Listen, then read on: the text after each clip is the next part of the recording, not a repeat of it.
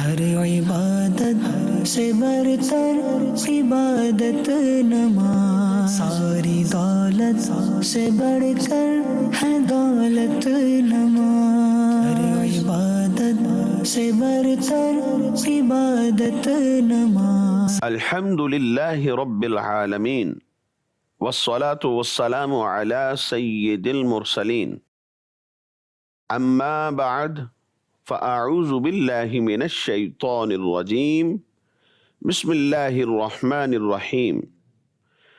الصلاة والسلام علیک یا رسول اللہ وعلى آلک واصحابک یا حبیب اللہ، الصلاة والسلام علیک یا نبی اللہ وعلى آلک واصحابک یا نور اللہ۔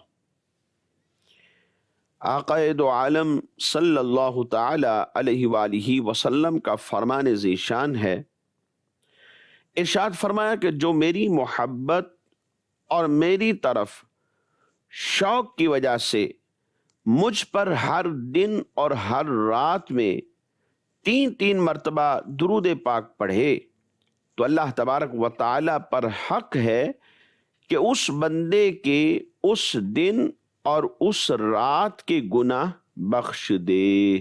صلو علی الحبیب صلی اللہ تعالی علی محمد صلی اللہ علیہ وسلم۔ پیارے اسلامی بھائیوں، مدنی چینل کے ناظرین، یہ ہے پروگرام احکام نماز، اور ہم اس میں آج پھر آپ کو خوش آمدید کہتے ہیں۔ اصول ثواب کی خاطر بیان سننے سے پہلے اچھی نیتیں بھی فرما لیجئے کہ فرمان مصطفیٰ صلی اللہ تعالی علیہ وآلہ وسلم ہے، نیت المؤمن خیر من عملہ، مومن کی نیت اس کے عمل سے بہتر ہے۔ مدنی چینل کے ناظرین، اس سے پہلے کہ اس پروگرام میں ہم احکام نماز کا سلسلہ شروع کریں، آئیے کچھ مقصد زندگی پر بات کرتے ہیں۔ یہ حدیث مبارک حضرت سیدنا ابو ہریرہ رضی اللہ تعالی عنہ سے مروی ہے، نبی پاک صلی اللہ تعالی علیہ وآلہ وسلم سے روایت کرتے ہیں۔ سرکار دو عالم صلی اللہ علیہ وسلم نے ارشاد فرمایا، ان اللہ تعالی یقول یا ابن آدم تفرغ لعبادتی املا صدرک غنا واسد فقرک والا تفعل ملأت یدیک شغلا ولم اسد فقرک۔ نبی کریم صلی اللہ تعالی علیہ وآلہ وسلم نے ارشاد فرمایا کہ اللہ تبارک و تعالی یہ ارشاد فرماتا ہے، اے ابن آدم، تو اپنی ذات کو میری عبادت کے لیے فارغ کر لے تو میں تمہارے دل کو مالداری سے بھر دوں گا اور جو تیری محتاجی ہے اسے بھی دور کر دوں گا۔ وَإِلَّا تَفْعَلْ، اگر تو نے ایسا نہ کیا، مَلَأْتُ يَدَيْكَ شُغْلًا، تو میں دنیا کے جو کام دھندے ہیں، جو مصروفیات ہیں، ان کے ساتھ تیرے ہاتھوں کو بھر دوں گا۔ یعنی بندے کے جو ہاتھ ہیں وہ مصروفیات سے بھر دیے جائیں گے، کام کبھی ختم ہونے کا نام بھی نہیں لیں گے۔ اور یہ بھی فرمایا، اور تیری محتاجی کو دور بھی نہیں کروں گا۔ مدنی چینل کے ناظرین، اللہ تبارک و تعالی نے جنوں اور انسانوں کو محض اپنی عبادت کے لیے پیدا فرمایا، اور قرآن مجید فرقان حمید میں اس بات کا اظہار بھی فرمایا، وَمَا خَلَقْتُ الْجِنَّ وَالْإِنسَ إِلَّا لِيَعْبُدُونَ، اور فرمایا کہ میں نے جنوں اور انسانوں کو اپنی عبادت کے لیے پیدا کیا ہے۔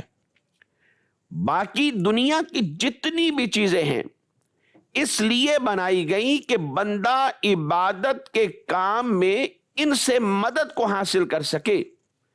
یعنی انسان عبادت کرنا چاہتا ہے تو اللہ نے جو دیگر اشیاء کو پیدا کیا ہے وہ اس کی عبادت میں اس کے لیے معاون اور مددگار ثابت ہو جاتی ہیں۔ انسانی زندگی کا اصل مقصد صحت بنانا، مال جمع کرنا اور لہو و لعب میں مشغول رہنا نہیں ہے۔ اسی لیے ہر بندے سے مطالبہ ہے کہ وہ اپنی زندگی کا جو ہر لمحہ ہے وہ یاد الہی میں، عبادت الہی میں بسر کرے۔ اس کی ساری فکر اور پوری سعی، اس کی تمام کوششیں اسی مقصد کے لیے ہونی چاہیے۔ اور اس کا فائدہ کیا ہوگا؟ فرمایا اس فکر و سعی کی برکت سے دنیا کے تمام جو معاملات ہیں وہ اس کے درست ہو جائیں گے اور سارے امور اس کے قابل اطمینان ہوں گے۔ اسلام میں یہ تصور نہیں ہے کہ عبادت تو انسان اللہ تبارک و تعالیٰ کے لیے کرتا ہے اور باقی تمام معاملات کے اندر اسے آزاد کر دیا گیا ہے، بلکہ اصل یہ ہے کہ انسان کی پوری زندگی اللہ تبارک و تعالیٰ کی عبادت کے لیے ہے۔ وہ سوتا اس لیے ہے تاکہ عبادت میں راحت محسوس کرے، کہ جب انسان کا جسم صحت مند ہوگا، جب جسم میں راحت کی وجہ سے چاشنی ہوگی، قوت ہوگی، تو پھر اللہ کی عبادت بھی درست طریقے سے کر سکے گا۔ تو یہ سوتا اس لیے ہے تاکہ اللہ کی عبادت میں اسے راحت مل سکے، غفلتوں سے محفوظ ہو جائے۔ یہ کھاتا اس لیے ہے تاکہ عبادت کے لیے اس کے وجود میں قوت آ جائے۔ کماتا اس لیے ہے کہ اپنی اور اللہ تبارک و تعالیٰ کے بندوں کی جو ضروریات ہیں، ان کی جو حاجتیں ہیں اور اپنی جو حاجات ہیں، یہ انہیں پورا کر سکے۔ لہٰذا یہ نہیں ہونا چاہیے کہ مال کمانے میں اس قدر یہ مشغول ہو جائے، مصروف ہو جائے، اس قدر لگ جائے کہ عبودیت کے جو اصل مظاہر ہیں یہ انہیں ترک کر دے، جیسے نماز ہے، روزہ ہے اور حج ہے، زکوٰۃ ہے اور دیگر تمام کے تمام اللہ تبارک و تعالیٰ کی طرف سے دیے ہوئے معاملات ہیں، کہ جو اس کی زندگی کے اصل مظاہر ہیں، جو عبادات ہیں، یہ ان میں کوتاہی کرنے لگے۔ سونے کے لیے ایسا وقت انتخاب کر لے کہ عبادت کا وقت ہی فوت ہو جائے، ساری رات جاگتا رہا اور صبح جب مؤذن نے اذان کہی سو گیا اور خواب غفلت میں پڑ گیا۔ کھانا اس قدر کھاتا رہا کہ فرائض کو چھوڑ بیٹھا، یعنی اتنا زیادہ کھا لیا کہ اب فرائض میں اطمینان نہیں ملتا اور غفلت طاری ہو گئی، اب سونے کے لیے جگہ تلاش کر رہا ہے۔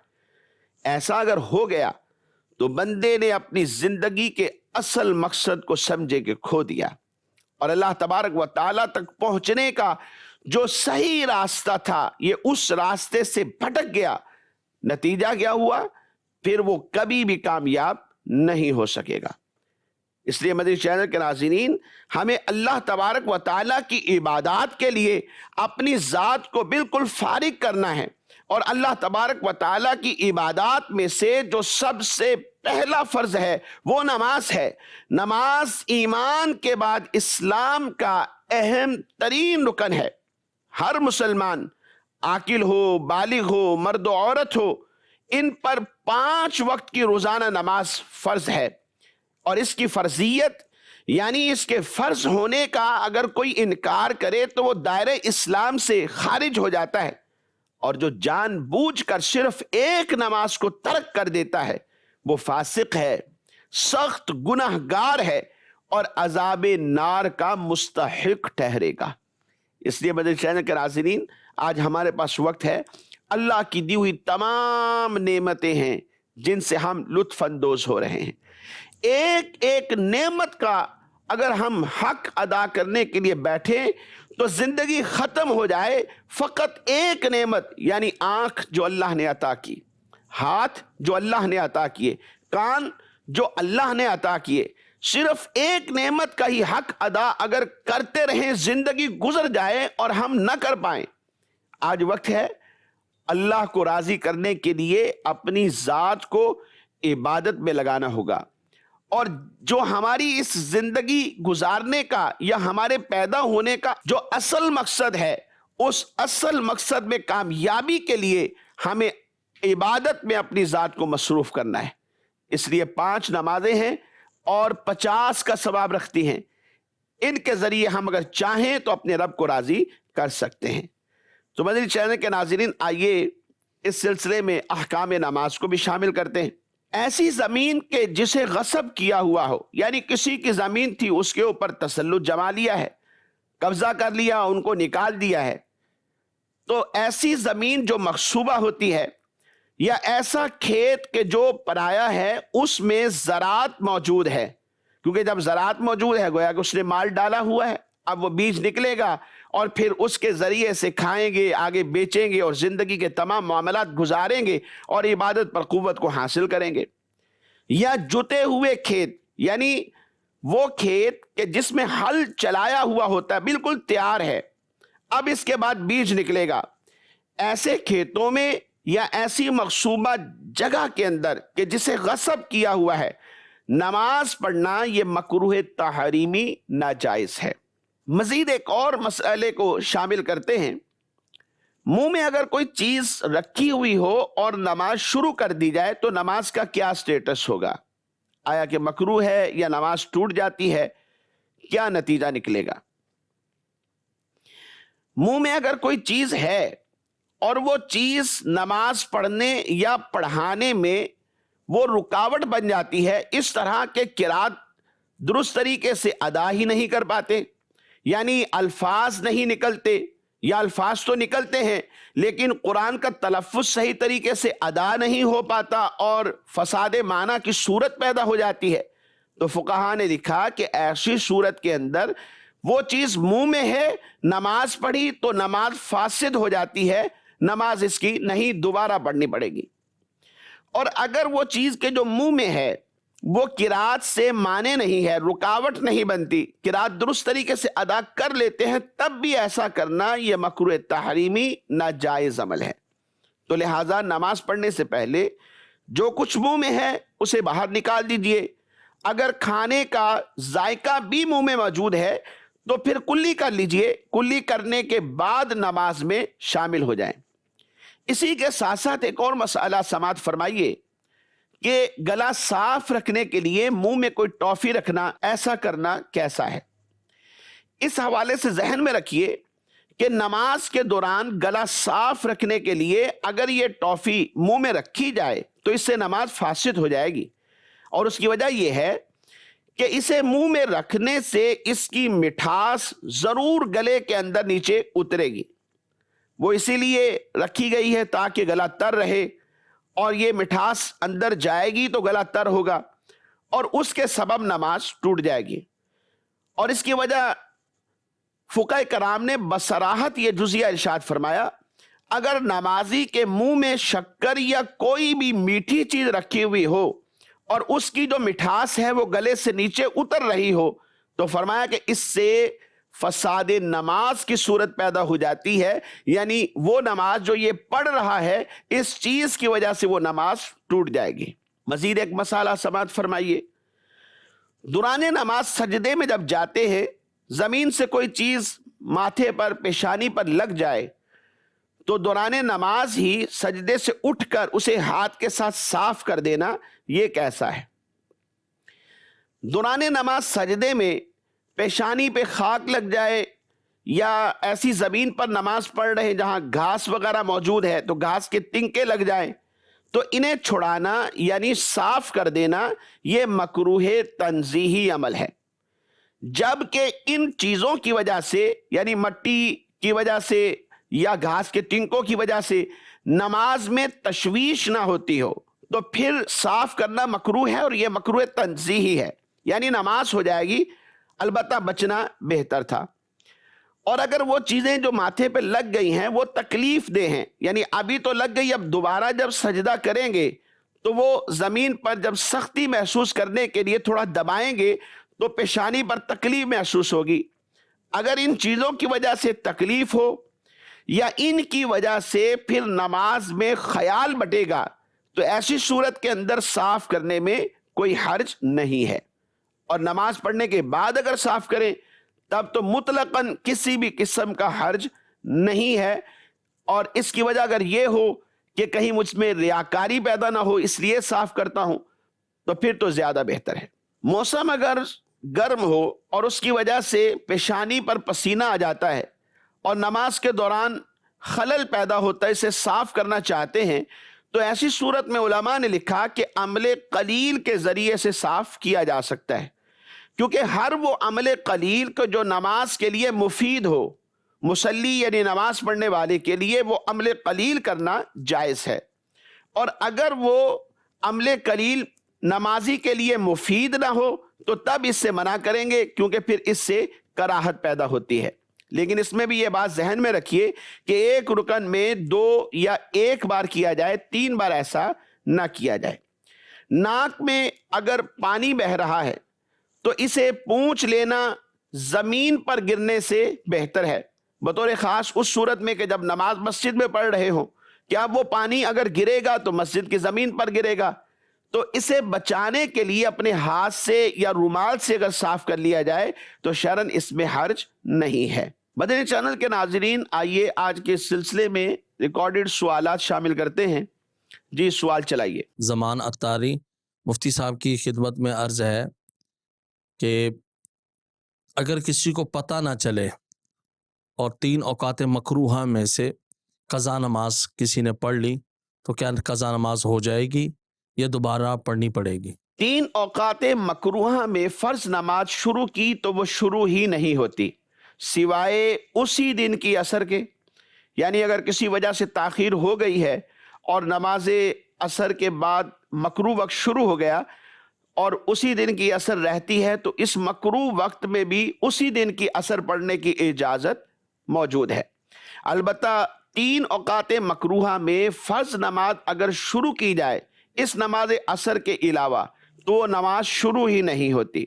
लिहाजा अगर किसी ने भूल कर या उसे पता ही ना चला और इन 3 औकात मकरूहा के अंदर क़ज़ा नमाज शुरू कर दी तो वो नमाज नहीं हुई, दोबारा उसके ऊपर पढ़ना लाजिम है कि मकरू वक्त के अलावा किसी और वक्त में इस नमाज को क़ज़ा करे। जी, मज़ीद सवाल चलाइए। मोहम्मद अरसलान, मेरा मुफ्ती साहब से सवाल है कि अगर कोई शख्स नमाज की पहली रकत में सूरत फातिहा के बाद सूरत इखलास पढ़े और फिर दूसरी रकत में सूरत फातिहा के बाद सूरत इखलास मिलाए, क्या उसकी नमाज हो जाएगी? जी हाँ, बिल्कुल पूछी गई सूरत के अंदर नमाज दुरुस्त हो जाएगी, लेकिन फ़र्ज़ों में बग़ैर किसी उज़्र के ऐसा करना ये मकरूह तंज़ीही है। और सूरतें याद हों तो हर रकत में अलग सूरत पढ़नी चाहिए। हाँ, अगर कोई उज़्र है, मिसाल के तौर पे सूरत आती ही सिर्फ ये सूरह इखलास है और इसके अलावा कोई सूरत याद ही नहीं है, तो ऐसी सूरत में हर रकत में भी अगर यही सूरह इखलास पढ़ते रहेंगे तो फिर कोई कराहत नहीं है। इसी तरह नवाफिल में अगर एक ही सूरत को बार बार पढ़ते जाएंगे तो तब भी किसी किस्म की कराहत नहीं होती। जी, मज़ीद सवाल चलाइए। मेरा नाम मोहम्मद अनीस अत्तारी है। मैं मुफ्ती साहब से एक सवाल करना चाहता हूँ। इमाम साहब हर फ़र्ज़ नमाज के बाद दाईं जानब रुख करके बैठते हैं और फिर दुआ करवाते हैं। इसमें बाज़ मुक्तदियों का एतराज़ है कि इनका कहना है कि ये हुक्म सिर्फ़ फ़जर और असर की नमाज के लिए है, इसके अलावा बकिया नमाजें फ़र्ज़ नमाज़ों में जिनमें फ़र्ज़ के बाद सुन्नत और नवाफल पढ़े जाते हैं, इनमें रुख फेरने का हुक्म नहीं है। क्या ये बात दुरुस्त है या नहीं, इसकी वजाहत फरमा दीजिए। इमाम साहब का सलाम फेरने के बाद किबला रू ही बैठे रहना ये मकरूह है। अलबत्ता इसके लिए सुन्नत ये है कि दाएं जानब या बाएं जानब चेहरा कर लें, और अगर इमाम के बिल्कुल पीछे इनके महाजात में कोई नमाजी नमाज नहीं पढ़ रहा तो मुक्तदियों की तरफ भी मुंह कर सकते हैं। ये 3 तरीके हैं जो अहादीस तय्यबा के अंदर मौजूद हैं। या तो इमाम साहब दाएं तरफ चेहरा कर लें या फिर बाएं तरफ कर लें, या अगर पीछे कोई नमाज पढ़ने वाला नहीं है तो फिर मुक्तदियों के चेहरे की तरफ मुंह करके भी बैठ सकते हैं। और इनमें फुक़हा ने लिखा कि अफजल ये है कि दाएं तरफ रुख करके बैठ जाएं। और ये बात जहन में रखिए कि बाज़ लोगों का ये कहना कि ये हुक्म सिर्फ फजर और असर की नमाज के लिए है, इसकी कोई तखसीस नहीं, बल्कि तमाम नमाजों के लिए ही ये तीनों तरीके किताबों में मौजूद हैं। जी, मज़ीद सवाल चलाइए। मेरा नाम अली ज़ुल्करनैन अत्तारी है। मुफ्ती साहब से ये मेरा सवाल है कि نماز پانچ گانا کی ثنا میں وتعالی جدو کے بعد وجل ثنا پڑھ لیا تو کیا حکم ہے؟ نماز جنازہ کے علاوہ جو عام نماز پنجگانہ ادا کی جاتی ہے، ان میں یا نوافل دیگر کوئی بھی نماز ادا کریں، ان میں جو ثنا پڑھی جائے گی اس میں جل ثناؤک کے الفاظ کا اضافہ نہ کیا جائے، بلکہ جو مشہور ثنا ہے سبحانک اللہم و بحمدک و تبارک اسمک و تعالی جدک و لا الہ غیرک، انہی الفاظ کے ساتھ پڑھی جائے، کیونکہ مشہور روایات کے اندر جل ثناؤک کے الفاظ موجود نہیں ہیں، تو لہٰذا ان کے اوپر اضافہ نہ کریں۔ جو ثنا عام روٹین میں عام نمازوں میں پڑھی جاتی ہے وہی ثنا پڑھی جائے۔ ہاں اگر نماز جنازہ میں کوئی جل ثناؤک کا اضافہ کرتا ہے تو اس میں کوئی حرج نہیں ہے۔ مدنی چینل کے ناظرین، ہمارے آج کے سلسلے کا وقت اختتام کو پہنچا، آئندہ تک کے لیے اجازت دیجیے۔ ہم دعا گو ہیں، اللہ تبارک و تعالی ہم سب کی حاضری کو اپنی بارگاہ میں قبول فرمائے، آمین بجاہ النبی الامین صلی اللہ تعالی علیہ وآلہ وصحابہ وبارک وسلم۔ ہر عبادت سے برتر عبادت نماز، ساری دولت سے بڑھ کر ہے دولت نماز، ہر عبادت سے برتر عبادت نماز۔